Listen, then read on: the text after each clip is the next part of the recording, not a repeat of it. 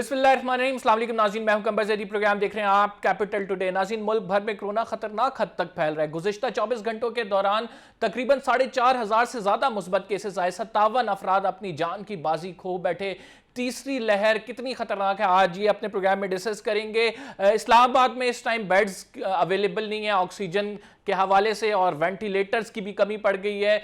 तकरीबन 15 अस्पताल हैं निजी और सरकारी इस्लामाबाद में जहां पे कोरोना वार्ड्स हैं, लेकिन चूंकि तादाद इतनी ज़्यादा हो गई है कि जगह नहीं मिल रही है अस्पतालों में। केसेस दिन ब दिन बढ़े जा रहे हैं और इसकी जो शरह है उसको रोकने के लिए NCOC का खसूसी इजलास भी हुआ और उस इजलास में सख्त इकदाम भी लिए गए। शादी हॉल्स को बंद किया गया, चाहे वो इंडोर हो आउटडोर हो, इन पर पाबंदी आयद की गई। जो हॉटस्पॉट हैं उन पर स्मार्ट लॉकडाउन किया जाएगा। वजीर आजम बाकायदा तौर पर कह चुके हैं कि मुकम्मल लॉकडाउन नहीं होगा क्योंकि हमारा मुल्क बर्दाश्त नहीं कर सकता, लेकिन SOPs पर सख्ती से अमल दरामद किया जाएगा। यहां एक इंटरेस्टिंग जो स्टोरी है वो भी आज प्रोग्राम में शेयर करेंगे कि लाहौर में मुकदमा दर्ज होने शुरू हो गए हैं। जो लोग SOPs को फॉलो नहीं कर रहे, जो मास्क नहीं लगा रहे और पब्लिक में घूम रहे हैं, उनको पकड़कर उनके खिलाफ मुकदमा दर्ज किया जा रहा है। और ये वबाई ऑर्डिनेंस जो है 2020 उसके तहत मुकदमा दर्ज किया जा रहा है और मुताबिद FIRs भी हुई हैं। हम अपने लाहौर के ब्यूरो चीफ अरसलान रफीक भट्टी साहब से पूछेंगे कि जो मास्क नहीं पहन रहा उसके खिलाफ मुकदमा दर्ज करके क्या उसको जेल में भी डाला जा रहा है, क्योंकि इसके तहत 6 माह तक की सजा भी हो सकती है। अरसलान रफीक भट्टी से राब्ता करेंगे, उनसे जानेंगे और इस्लामाबाद की भी सूरत हाल का आपको बताएंगे कि अब जो 10 साल से कम उम्र बच्चे हैं पूरे मुल्क में, उनमें 20,000 केसेस रिपोर्ट हुए हैं और तकरीबन 17 बच्चे अपनी जान की बाजी इसमें खो बैठे हैं। तो ये जो थर्ड वेव है ये इंतहाई ख़तरनाक तस्वुर की जा रही है कमसिन बच्चों के लिए भी और तमाम जो बुजुर्ग अफराद हैं, इसके साथ साथ जवानों के भी बड़े मस्बत केसेस सामने आ रहे हैं। हम अरसलान रफीक भट्टी को खुशामदीद कहते हैं, हमारा राब्ता हो गया। अरसलान साहब, मुझे ये बताएं कि लाहौर में SOPs पर सख्ती से अमल दरामद का कहा गया है, 23% शरह मस्बत केसेस की, तो क्या मुकदमात जो दर्ज किए जा रहे हैं इनकी कितनी तादाद है, लोगों को पकड़कर क्या जेल में भी डाला जा रहा है, इस हवाले से क्या इतलात हैं आपके पास? जी बिल्कुल, जिस तरह पूरे मुल्क में कोरोना की तीसरी लहर जो है उसके खतरनाक वार जारी हैं, इसी तरह लाहौर शहर में खास तौर पर जो है अब तक 98 मुकदमात मास्क ना पहनने पर शहरियों के ऊपर हुए हैं। उनमें से 66 लोगों को जो है हिरासत में लिया गया, उनको थाने में जाकर हवालात में बंद किया गया और उनके बाद उनको जुर्माना अदा करने के बाद उनको शख्सी जमानत पर छोड़ा गया है। और इसी तरह 222 मुकदमात जो हैं वो कोरोना SOPs की खिलाफ वर्जी के ऊपर जो हैं वो दर्ज किए गए हैं और उनके जो मुतल्लिका दुकानें थीं, जो ताजर हजरात थे, उनके हवाले से ये हुआ कि उनको जो उनके कारोबार था उनकी दुकानें सील की गई, रेस्टोरेंट्स बंद किए गए और मुख्तलिफ उसमें जो कारोबार करने वाले थे उनको बंद किया गया। ये तमाम काम जो है ज़िला इंतज़ामिया कर रही है। कोरोना की जो तीसरी लहर है इसमें सबसे जो अलार्मिंग और सबसे जो ख़तरनाक बात है वो ये है कि बच्चों के अंदर इसका फैलाव जो है वो शुरू हो गया है। चिल्ड्रन हॉस्पिटल के जो उनके ज़राए हैं मेरे, उनका ये कहना है कि पिछले 24 घंटों के दौरान 22 बच्चे जो हैं वो आए हैं, यानी 22 बच्चे कोरोना से अफेक्ट होकर पॉजिटिव होकर मुस्बत उनका रिजल्ट आया है, वो अस्पताल में दाखिल हैं। तो इसी तरह देखा जाए तो मुख्तलिफ जो अस्पतालों में हैं, जाके मियाँ हॉस्पिटल है, जनरल हॉस्पिटल है, इसी तरह सर गंगाराम है, सर्विसेज है, उसमें जो कैपेसिटी है वेंटिलेटर्स की वो तकरीबन 80 से 85% तक पहुंच चुकी है वहाँ पे। यानी अगर किसी अस्पताल में, जिस तरह मियाँ हॉस्पिटल में 100 वेंटिलेटर हैं तो वहाँ पे 85 के करीब जो मरीज़ हैं वो दाखिल हो चुके हैं और वो वेंटिलेटर्स पर हैं। इसी तरह 39 अमवात जो हैं वो रिकॉर्ड की गई पिछले 24 घंटे के दौरान सूबा भर में। लेकिन उसमें सबसे जो अलार्मिंग सिचुएशन वो बच्चों की, जैसे मैंने आपको बताई है, वो है। और ख़ास तौर पर जो है वालिदैन को ये चाहिए कि जो ज़िला इंतज़ामिया और हुकूमत ये बार बार कह रही है कि जो बच्चे हैं उनको जो है उनको अलग रखा जाए और उनको ज़्यादा से ज़्यादा बचा जाए और उनको घर पे रखें। बहुत बहुत शुक्रिया अरसलान साहब हमें अपडेट करने के लिए। जी नाज़रीन, कोरोना केसेस का ये ख़तरनाक हद तक इजाफा, इस पर आज बातचीत करेंगे। हमारे साथ जिना मेडिकल सेंटर की executive director doctor semi Jamali साहिबा मौजूद हैं। बहुत बहुत शुक्रिया प्रोग्राम में शिरकत के लिए। डॉक्टर कैसर सज्जाद साहब मौजूद हैं, पाकिस्तान मेडिकल एसोसिएशन के जनरल सेक्रेटरी। मैं डॉक्टर सीमी आपसे आगाज़ करूँगा। डॉक्टर सीमी, देखा जाए इस तीसरी लहर में हम देख रहे हैं कि छोटे बच्चों में भी कोरोना वायरस की तशखीस हो रही है। अभी रिसेंटली इस्लामाबाद से स्टोरी आई कि एक बिल्कुल न्यूली बॉर्न बेबी में कोरोना वायरस हुआ और पाया गया और उसके बाद उसे ऑक्सीजन पे डाल दिया गया। अगर मजमूई तौर पे डाटा देखें तो 20,756 केसेस हैं जो 10 साल तक के बच्चे हैं तो इस हवाले से हमें ज़्यादा गाइड करें कि पहली 2 वेव्स में हमने बच्चों में इस तरह से केसेस नहीं देखे, ये बच्चों के लिए कितने खतरनाक हैं? देखिए, पहली 2 वेव्स के अंदर जी हमने बच्चों को इतना इवैल्यूएट ही नहीं किया था, और दूसरी बात ये कि बच्चों के इतने टेस्ट ही नहीं किए गए। अगर हम टेस्टिंग कैपेसिटी अपनी और ज़्यादा एनहांस करते तो डेफिनेटली हमें बच्चों में भी कुछ ना कुछ कोविड के केसेस मिल जाते। लेकिन तीसरी वेव बहरहाल बहुत कंटेजियस है और बड़ी रैपिडली जो है ये स्प्रेड होता है। तो ये नया स्ट्रेन जो है it is very rapidly spreading. तो अब हमें बहुत केयरफुल होने की ज़रूरत है। मेरा ख्याल में जो 2-4 चीज़ें जो कर दी गई हुकूमत की तरफ से, वो ज़रा जल्दबाजी में कर दी गई। फॉर एग्ज़ाम्पल स्कूल खुल गए बहुत जल्दी से, और बहुत जल्दी शादी ब्याह की तकारीब जो हैं उनकी इजाज़त दे दी गई। अब ये चीज़ें जो हैं हमने कई दफ़ा ये कहा और कई दफ़ा ये बात होती रही, डॉक्टर्स की कम्युनिटी ने बहुत ज़्यादा ये बात कही कि आप जगह जगह कांग्रेगेशंस ना करें और आप आवाम को ये SOPs को फॉलो करने की ताकीद करें। लेकिन ये ताकीद जो है अनफॉर्चुनेटली ख़त्म हो गई, और लोगों ने शायद ताकीद पर अमल करने की ज़रूरत भी नहीं समझी, क्योंकि वो समझे कि कोरोना कहीं गायब हो गया है और दूसरी लहर के बाद अब तीसरी लहर का कोई अंदेशा ही नहीं है। लेकिन हुआ फिर वही कि जहाँ से हमने बात शुरू की थी वहीं पर दोबारा से आ गई कि अब एकदम से इतनी रैपिड स्प्रेड हुई है इस कोविड की कि अब ये काबू से बाहर होता हुआ नज़र आ रहा है, specially in Punjab and KP। तो इसका हल क्या होगा? अब इसका हल तो 2-3 चीज़ें ही हैं। जो एक तो SOPs को स्ट्रिक्टली और स्ट्रिंजेंटली फॉलो किया जाए, और इसमें कोई इस्तिस्ना नहीं है इस वायरस को कि जी ये पंजाब से सिंध में नहीं आ सकता। बिल्कुल आ सकता है, और बहुत जल्दी जल्दी, क्योंकि लोग ट्रैवल कर रहे हैं कराची से इस्लामाबाद या लाहौर, तो ये तो हो ही रहा है। सो ट्रांसपोर्टेशन का काम जो है इस वक्त बंद किया जाए लोगों का, कि लोगों को अगर कोई इमरजेंसी ना हो तो ना ट्रैवल करें। ईद का और रमज़ान का मौका आ रहा है तो इस पर और ज़्यादा ट्रैवलिंग होगी। बाज़ारों को एक लिमिट तक अलाउ करें और उसके बाद ना अलाउ करें, और कांग्रेगेशंस को तो स्ट्रिक्टली मना कर दें, और मेरे ख्याल में ये SOPs फॉलो होने की ज़रूरत है। दूसरी बात जो हमारे पास एक खुशाइंद बात है कि वैक्सीनेशन करें लोगों का, और वैक्सीनेशन बतदरीज ये एज को की रिलैक्सेशन हो रही है 60+ और अब शायद 50+ का भी इंदिया दिया जा रहा है कि उनको भी वैक्सीनेट कर देंगे हेल्थ केयर वर्कर्स के अलावा। मेरे ख्याल से मैं आपकी एडवोकेट बन गई हूँ, और मैं ये कहूँगी और मैं समझती हूँ कि media personal, law enforcement agencies, rangers और पुलिस को हर सूरत में जर्नलिस्ट को वैक्सीनेट होना चाहिए, क्योंकि ये भी वो फोर्स हैं जो हमारे साथ काम में बतदरीज शामिल हैं। एंड आई थिंक इनको भी वैक्सीनेशन की इजाज़त दे देनी चाहिए। मुझे जी कोरोना की इस जंग में 4 हमारे साथी जो दरीना साथी थे, हमने खुद उनको देखा कि वो अपनी जान की बाजी हार गए, और ये मीडिया का काम भी एक तरह से फ्रंट लाइनर की तरह का होता है कि हमने रिपोर्ट करना ही करना है, आप तक इंफॉर्मेशन पहुँचानी है। डॉक्टर कैसर, आपकी तरफ आऊँगा। डॉक्टर कैसर साहब, क्या समझते हैं ये शरह जिस तरह से तीसरी वेव तेज़ी के साथ फैल रही है? हम अभी अपने ब्यूरो चीफ से बात कर रहे थे लाहौर में कि जिस तरह से हुकूमत ने अब इकदामात उठाए हैं कि मुकदमात दर्ज किए जा रहे हैं, और वो ऑर्डिनेंस जो निकला था 2020 के हवाले से, वबाई अमराज के हवाले से, 6 माह तक की उसमें कैद भी है, तो लोग उस तरह से SOPs पर अमल क्या डर की वजह से करेंगे? क्या ये स्ट्रैटेजी ठीक है? बिस्मिल्लाहिर्रहमानिर्रहीम, बहुत शुक्रिया आपका। देखिए, ये जो बात आप कर रहे हैं, पाकिस्तान मेडिकल एसोसिएशन ये डे 1 से कर रही है कि हुकूमत एक यूनिफॉर्म पॉलिसी बनाए, एक कानून साजी करे, और उस कानून साजी के तहत SOPs पे सख्ती से अमल दरामद कराए। जैसे कि सिमीन कह रही हैं, जब तक आप सख्ती से अमल दरामद नहीं कराएंगे ये प्रॉब्लम आपका चलता रहेगा। और इसकी वजह यह है कि हमने जो सीखा है, ये नया वायरस है और नई इसकी सारी चीज़ें हमें सीखने को मिल रही है, रोज़ाना नई नई बातें पता चलती हैं।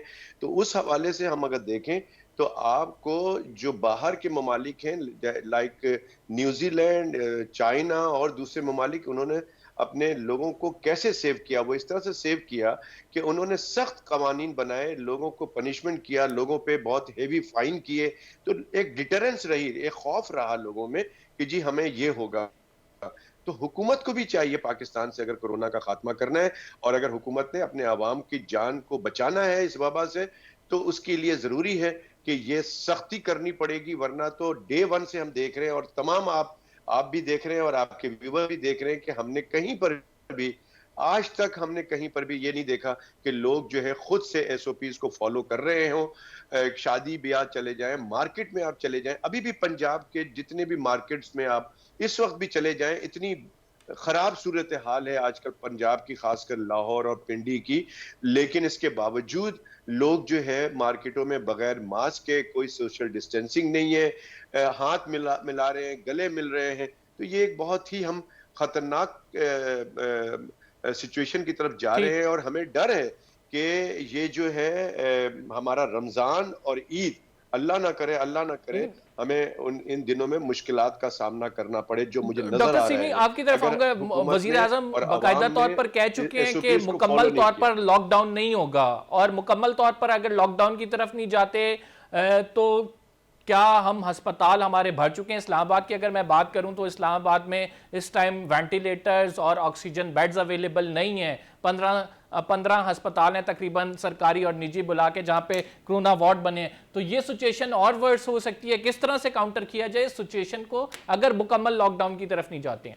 मैं तो समझती हूँ कि गवर्नमेंट ऑफ सिंध ने शुरू में एक लॉकडाउन का मेकनिज़म शुरू किया था और मेरे ख्याल में वो खासा सक्सेसफुल था, क्योंकि ज़रा अर्ली कर लिया था, लेकिन उस पर तनकीद तो बहुत हुई थी। लेकिन मेरे ख्याल में वो अच्छा तरीका था। एक सर्टन अमाउंट ऑफ शॉप्स जो हैं, जो जैसे मेडिकल स्टोर्स हैं और कुछ खाने पीने की दुकानें हैं छोटी छोटी, वो खुली रहें और टेक अवेज़ में आप छोटा मोटा अरेंजमेंट लोगों को कर दें।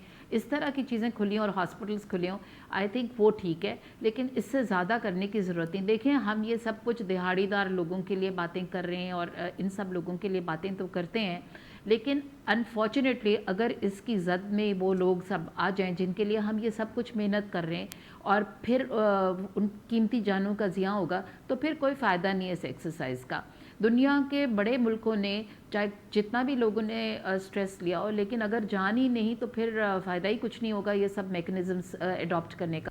तो मेरा ख्याल में लॉकडाउन अगर करें, ये जो स्मार्ट लॉकडाउन्स और छोटे छोटे लॉकडाउन्स करते हैं ना, उसमें लोग गलियों में से पीछे से निकल कर आ जाते हैं, तो पता ही नहीं चलता जो गार्ड कर रहे थे। और कितनी पुलिस और फोर्स को आप लगाएंगे ये इस तरह हम लॉकडाउन की तरफ गए, हमने लॉकडाउन तो किए, लेकिन स्मार्ट लॉकडाउन की तरफ गए, वो कुछ पॉलिसी कारआमद भी साबित हुई। लेकिन जो यूके वेरिएंट की आपने बात की, जिसकी वजह से थर्ड वेव का हम कहते हैं कि बहुत रैपिडली ये वायरस स्प्रेड होता है, तो हमने तो बरतानिया से जो फ्लाइट्स आ रही थी उनको रोका नहीं। हम खलीजी ममालिक में देखते हैं, तमाम खलीजी ममालिक में पाबंदी आयद कर दी गई थी।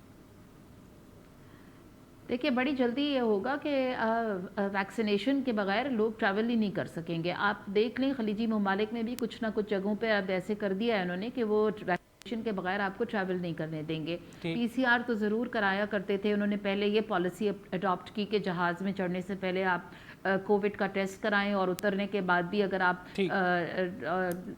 डिसएम्बार्क किया है तो आप वहाँ पे भी चढ़ने से पहले दोबारा आपको कोविड का टेस्ट PCR कराना पड़ेगा या रैपिड टेस्ट कराना पड़ेगा। तो ये तो बातें हो गई हमारे करीबी ममालिक की। लेकिन अगर हमने अगर बचना है ना अब एक्चुअली इस मर्ज से, तो मेरे ख्याल में अब लॉकडाउन की तरफ कुछ ना कुछ जाना पड़ेगा। ठीक हो गया, आपने कहा बचना है इस मर्ज से, तो लॉकडाउन की तरफ जाना पड़ेगा। हम एक छोटे से ब्रेक पे जा रहे हैं। We will be right back after this short break. Vaccination पे बात करेंगे। खत्ते में सबसे कम जो ममालिक जिनका शुमार होता है, जो सबसे लोअर सतह पे हैं वैक्सीनेशन के हवाले से, पाकिस्तान का उनमें शुमार होता है। क्यों है आखिर ऐसा? हमने वैक्सीनेशन की डोजेज बढ़ाने के हवाले से अगर ऑर्डर्स प्लेस किए तो दुनिया हमें रिस्पॉन्ड क्यों नहीं करी? इस पर बात करेंगे छोटे से ब्रेक के बाद।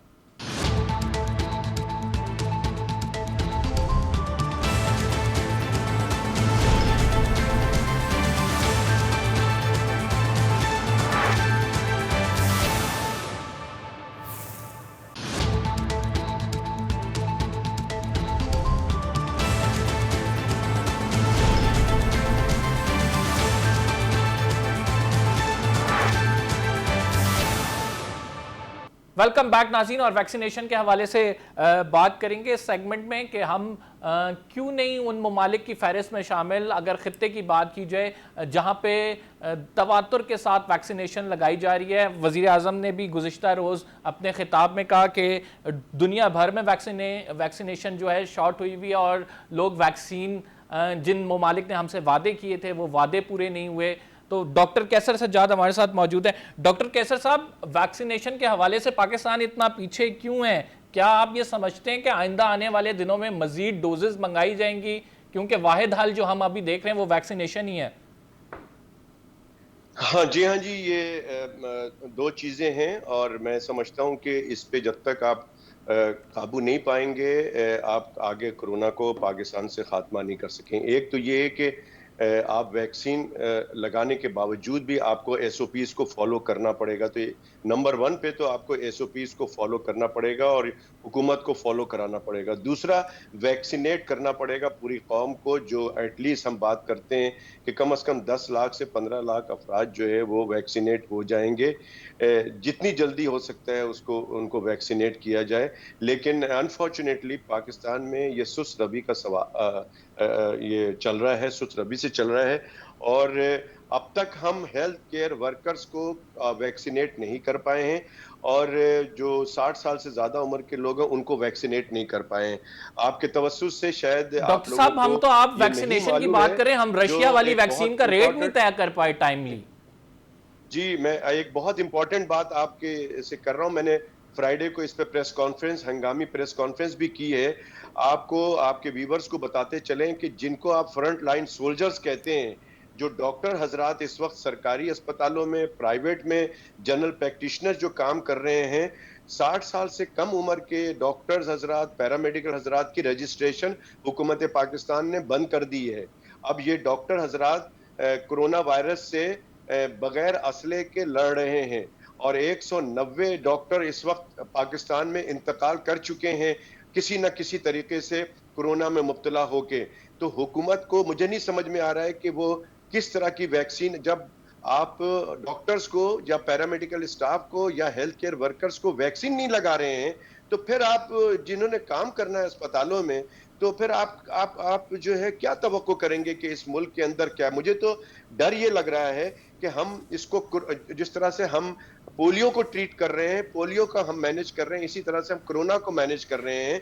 हमें डर ये है कि आगे साल, 2 साल, 3 साल बाद हमें ऐसा हो जाएगा कि दुनिया के अंदर कोरोना का खात्मा हो चुका होगा और शायद दुनिया में 1 या 2 ममालिक रह जाएगी, उसमें पाकिस्तान भी होगा, जो हम कोरोना का सर्टिफिकेट लेके दूसरे मुल्क में जाकर वहां 14 दिन की डॉक्टर सिमी, आपकी जानिब आऊंगा। डॉक्टर सिमी, आप क्या डॉक्टर सिमी, आप क्या समझती हैं जो डेडलाइन दी गई है, मतलब जो हमने छुट्टियों के हवाले से स्कूलों में 11 अप्रैल तक का कहा है, आप समझती हैं कि 11 अप्रैल तक सिचुएशन अंडर कंट्रोल होगी, या फिर आप क्या देख रही हैं कि ये मजीद हमें एक्सटेंड करनी पड़ेगी जो मोहलत है इसको बच्चों के स्कूलों के हवाले से? तो दुआ बहुत है कि अल्लाह करे कि अल्लाह मियाँ से दुआ ही कर सकते हैं कि अल्लाह ताला इसको किसी सूरत भी कंट्रोल कर ले हमारे मुल्क में और पूरी दुनिया में भी।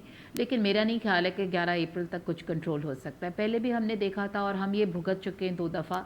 तो मेरा ख्याल में अब जो करने की ज़रूरत है ना, एक्चुअली जो चीज़ें करने वाली हैं हमें उनकी बात करनी चाहिए। And let's look at the positive thing.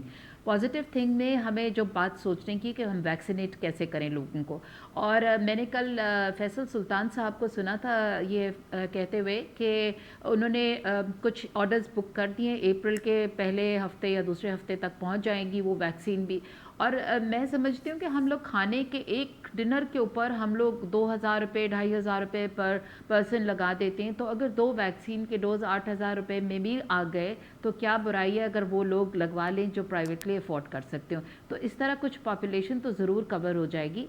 और जो सरकारी तौर पर लग रहा है वो तो सबको मेरे ख्याल में इवेंचुअली लगने लग ही जाएगा। हमें बहुत शुक्रिया अदा करना चाहिए चीन का, जिसने हमें इतनी बड़ी डोनेशन दे दी हमारे मुल्क को। और उसके बाद अब मेरे ख्याल से पाकिस्तान भी परचेज़ कर लेगा, कैंसिनो की वैक्सीन भी आ जाएगी। और मेरा ख्याल है कि कुछ और इसकी साइनोफार्म की वैक्सीन भी आ रही है, दोबारा एक नई कंसाइनमेंट आ रही है। तो मेरा ख्याल में वैक्सीन की तरफ देखना चाहिए और जल्द से जल्द जितने लोगों को वैक्सीनेट कर सकें, क्योंकि हमें एक हर्ड इम्यूनिटी पैदा करनी है।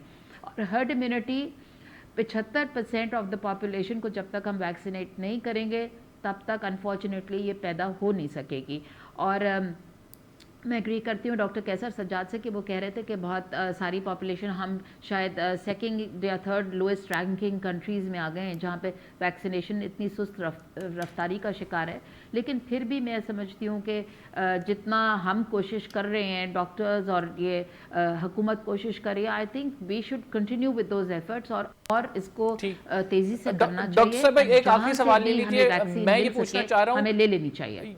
ये मैं आपसे पूछना चाह रहा हूँ कि ये जो थर्ड वेव है इसका ड्यूरेशन हम कितना एक्सपेक्ट करें, क्योंकि पहली दो वेव्स आई, एक तो ये वेव्स की सूरत में बढ़ता है और हम देखते हैं कि उस टाइम स्पाइक आ जाता है, तो ये थर्ड वेव का ड्यूरेशन कितना एक्सपेक्ट किया जाए कि कब तक नॉर्मलाइज हो जाएंगी चीज़ें इस थर्ड वेव के बाद? देखिए, हम अल्लाह से दुआ तो कर सकते हैं कि जल्दी चली जाए, लेकिन इतनी जल्दी ये जाएगी नहीं। अनफॉर्चुनेटली इसमें इसका एक पीरियड होता है, इंक्यूबेशन पीरियड होता है, उसके बाद जब सिम्टोमेटिक हो जाती है बीमारी और उसके बाद डिक्लाइन करता है, उस वक्त तक और बहुत सारे लोग इन्फेक्ट हो जाते हैं। और वो इसीलिए इन्फेक्ट हो रहे हैं कि हम कोविड के SOPs फॉलो ही नहीं करते। आप देख लें, जहाँ आप निकलेंगे आपको लोग नज़र आएंगे बग़ैर मास्क के, और उसी तरह जत्थों में लोग जो हैं घूम फिर रहे हैं सड़कों पे, बाज़ारों पे, और वो फ़ख्रिया तौर पर ये समझते हैं कि शायद बहुत अच्छी बात है कि मास्क ना पहने, और अगर मास्क पहना भी होगा तो गर्दन में लटका देंगे। तो आई थिंक इसका कोई फ़ायदा नहीं है अगर आप SOPs मुकम्मल तौर पर फॉलो नहीं करें। कोविड अब यहाँ पर रहेगा और हमें उसके साथ अपनी ज़िंदगी के तौर तरीके बदल लेने की ज़रूरत है, और हमें वैक्सीनेट करने की भी ज़रूरत है। ये दोनों चीज़ें जब हम करेंगे तो इंशाल्लाह अल्लाह करे कि ये मुज़ी मर्ज़ जल्द से जल्द दुनिया से इसका खात्मा हो। बहुत बहुत शुक्रिया सीमी जमाली साहबा। एक आखिरी क्वेश्चन मैं डॉक्टर कैसर सज्जाद से करूंगा, जो कि एक क्यूरी भी है, लोगों के हवाले से लोग पूछते हैं, तो हम आपके सामने वो क्वेश्चन रख देते हैं। डॉक्टर साहब, जो केसेस हैं जिन्हें दोबारा से कोरोना हो रहा है, 2-1 महीने के बाद आप में इम्यूनिटी रहती है, फिर हम देखते हैं कि वो इम्यूनिटी ख़त्म हो जाती है, तो वो दोबारा जो कोरोना होना है वो कितना डेंजरस और डेडली हो सकता है? जी हाँ, बिल्कुल, दोबारा भी होता है, तिबारा भी होता है और बार बार भी हो सकता है। ये डिपेंड करता है कि आपके अंदर जो कोरोना वायरस पहली दफ़ा गया है उसके कितने स्ट्रॉन्ग एंटीबॉडीज उसके खिलाफ बन चुकी है, और उसके बाद आप कितनी प्रिकॉशनरी मेजर अडॉप्ट करते हैं। कि ये जो कॉन्सेप्ट है ना कि एक दफ़ा हो गया तो आप टार्जन बन गए और आपने कोई SOPs को फॉलो नहीं करना, ऐसा नहीं है। अगर लोगों को बचना है कोरोना वायरस से बार बार होना, और देखिए अगर बार बार होता है तो ये डिपेंड करता है कि खुदा न खास्ता स्ट्रॉन्ग वायरस का वेरिएंट आपके अंदर अगर आ गया तो वो हो सकता है वो जानलेवा साबित हो आपके लिए। तो लिहाजा मैं समझता हूं कि 2 चीजें अवाम को करनी है, एक तो SOPs को सख्ती से अमल करें, और खासकर मैं कहता हूं कि जो लोग ये जो UK वेरिएंट आया हुआ है, ये बच्चे लेकर घर जा रहे हैं, ये बहुत ही खतरनाक बात है। बच्चे लीथल नहीं होते हैं, लेकिन अपने पेरेंट्स को, ग्रैंड पेरेंट्स को लगाते हैं। और दूसरा काम करना है कि वैक्सीनेट फौरी तौर पे हर आदमी वैक्सीनेट करें, और हुकूमत फैसिलिटेट करें, कम से कम उनको देखें, शिनाख्ती कार्ड के जरिए वैक्सीन लगनी चाहिए। ठीक, डॉक्टर साहब बहुत बहुत शुक्रिया। डॉक्टर सीमी जमाली और डॉक्टर कैसर सज्जाद हमारे साथ मौजूद थे, अपना नुक्ता नज़र बयान कर रहे थे। नाज़रीन, प्रोग्राम में एक छोटा सा ब्रेक लेते हैं। We will be right back after the short break, एक नई स्टोरी के साथ। नया पाकिस्तान हाउसिंग स्कीम में आप कर्जा आसान एक साथ पर ले सकते हैं, वो केस अप्रूव क्यों नहीं हो रहे, इस पर बात करेंगे एक छोटे से ब्रेक के बाद।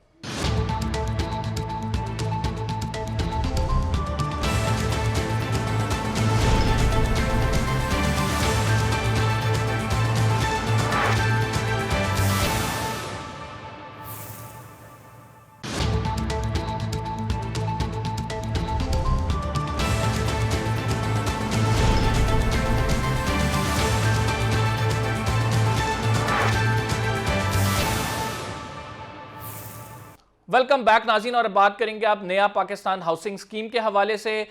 हुकूमत ने ऐलान किया था कि 50 लाख जो हैं घर दिए जाएंगे। इसके लिए स्कीम जो लॉन्च की गई उसमें आसान एक साथ पर कर्जे कम इंटरेस्ट के साथ दिए जाने थे, लेकिन वो केसेस अभी बैंक से अप्रूव नहीं हो रहे मॉर्टगेज के हवाले से। और उस सिलसिले में वज़ीर आज़म ने कल टेलीथॉन ट्रांसमिशन की थी और कहा था, गुजारिश की थी गवर्नर स्टेट बैंक और नेशनल बैंक के हेड से कि आसान एक साथ पर जो कर्जे हैं कम इंटरेस्ट के साथ उनको यकीनी बनाया जाए, लोग जो अप्लाई करें उनको ये कर्जे मिलने चाहिए। डॉक्टर फारूक सलीम ने हमें ज्वाइन किया। डॉक्टर फारूक साहब से पूछते हैं कि ये आसान एक साथ पर लोगों को कर्जे जो हैं वो मिल क्यों नहीं रहे हैं, वो केसेस अप्रूव्ड क्यों नहीं हो रहे हैं? क्योंकि निजी बैंक जो हैं वो प्रॉफिट कमाने के लिए बनाए गए हैं। और यहाँ हमारे यहाँ ये है कि तकरीबन 60 से 70% जितने भी असासे अवेलेबल होते हैं वो हुकूमत उनसे लोन पे ले लेती है। यानी कि हुकूमत को कर्जाजात की इतनी ज़रूरत पड़ती है कि वो सारे निजी बैंकों से तकरीबन 60-70% उनके पास जो पैसा अवेलेबल होता है वो हुकूमत कर्जे में ले लेती है। अब bank banks feel very comfortable कि आप हुकूमत को लोन दे रहे हैं, वो वापसी भी हो जाएगी, उनको किसी किस्म की उसमें तहकीक भी नहीं करनी पड़ती, कोई रिसर्च नहीं करनी पड़ती कि क्रेडिट वर्थीनेस क्या है।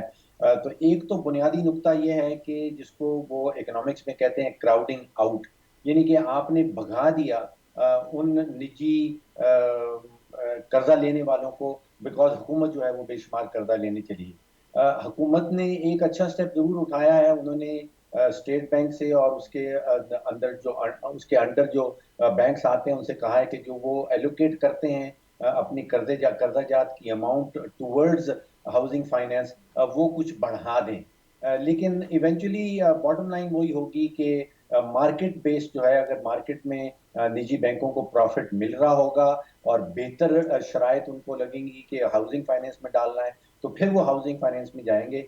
जब तक हुकूमत इतना बड़ा जो है वो बोरोवर रहेगी, वो इतना बड़ा कर्ज उसको चाहिए होगा हर साल, तो बैंक प्रेफर करेंगे कि हुकूमत को कर्जाजात दे दिए जाएं बजाय इसके कि फाइनेंस के हाउसिंग फाइनेंस के अंदर लगाए जाएं। फारूक साहब, आप क्या समझते हैं कि ये जो अब हुकूमत ने भी कुछ ना कुछ सोचा होगा, 36 अरब की सब्सिडी भी का भी कह रहे हैं, तो ये केसेस अप्रूव्ड क्यों नहीं हो रहे हैं? आपकी अपनी इसमें क्या इंसाइट है?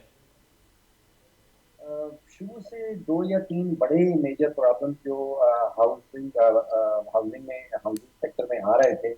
एक तो जिसको हमने डिस्कस कर दिया कि शरई सूद क्या होनी चाहिए, क्या बैंकों को प्रॉफिट ज़्यादा होगा हाउसिंग में जाने के लिए या नहीं। एक और बहुत बड़ी वजह थी वो कानूनी थी, और वो बैंक्स ये कह रहे थे कि जब हमारे कर्जाजात जो हैं वो हाउसिंग सेक्टर में चले जाते हैं और अगर वहाँ पे कोई डिफॉल्ट होता है तो फिर कानून हमें इजाज़त नहीं देता कि हम उस असासे के ऊपर कब्जा कर सकें और उस असासे को मार्केट में बेच सकें। इसके ऊपर तकरीबन 2-2.5 सालों से हुकूमत काम कर रही है कि कानूनी जो मामलात हैं उनको किस तरह आसान बनाया जाए और किस तरह बैंकों की फेवर में किया जाए कि अगर आपने या मैंने कोई कर्जा ले लिया है और वो घर के ऊपर ले लिया है, अगर हम वो कर्जा 3 महीने से ज़्यादा अरसा गुजर जाता है, वापस नहीं कर पाते, तो फिर बैंक को ये कानूनी इजाज़त होनी चाहिए और सहूलत होनी चाहिए कि वो जल्द अज जल्द उस घर पे अपना कब्जा कर सके और फिर उसको मार्केट में बेच के अपना जो लोन दिया रखा है उसको बराबर कर सके। इसमें एक प्रॉब्लम अभी तक आ रही है, लेकिन हुकूमत कोशिश कर रही है कि वो कानूनी रुकावटें जो हैं उसको दूर किया जाए। फारूक साहब, हम यूजुअली ये जो आपने रुकावट का जिक्र किया, हम देखते हैं कि केस जब चैलेंज हो जाता है हाई कोर्ट में, फिर बैंक और वो पार्टी भी चलते हैं और उसके बाद सुप्रीम कोर्ट तक, तो इट्स लॉन्ग ड्यूरेशन।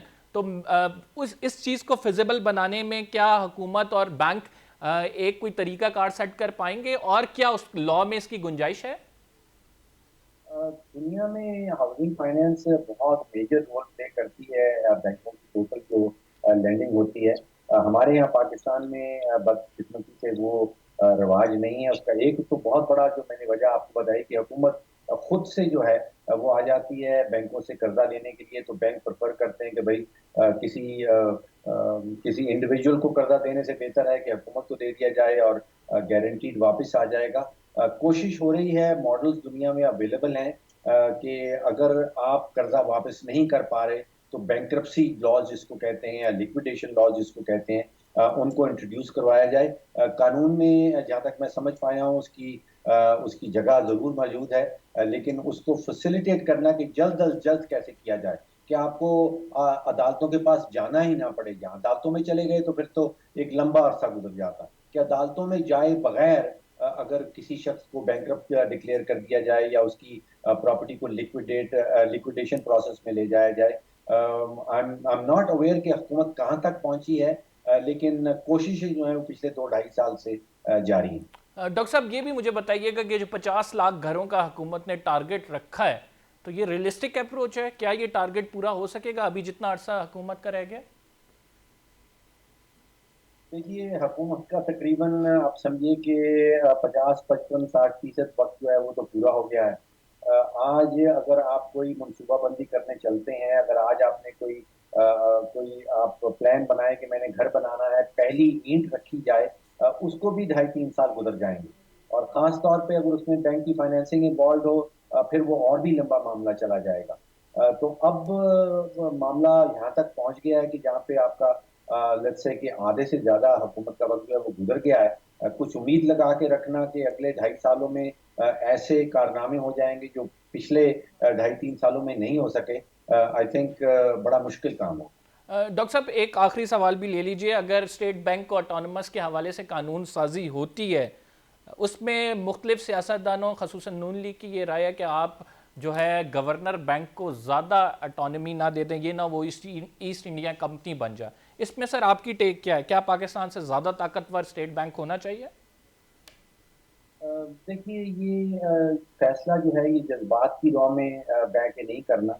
किसी स्टेट बैंक को जो आज़ादी मिलेगी या जो जो अमेंडमेंट्स हम सोच रहे हैं उसके नतीजे में कोई ऐसी बात नहीं होने वाली कि स्टेट बैंक रियासत से ज़्यादा ताकतवर हो जाएगा।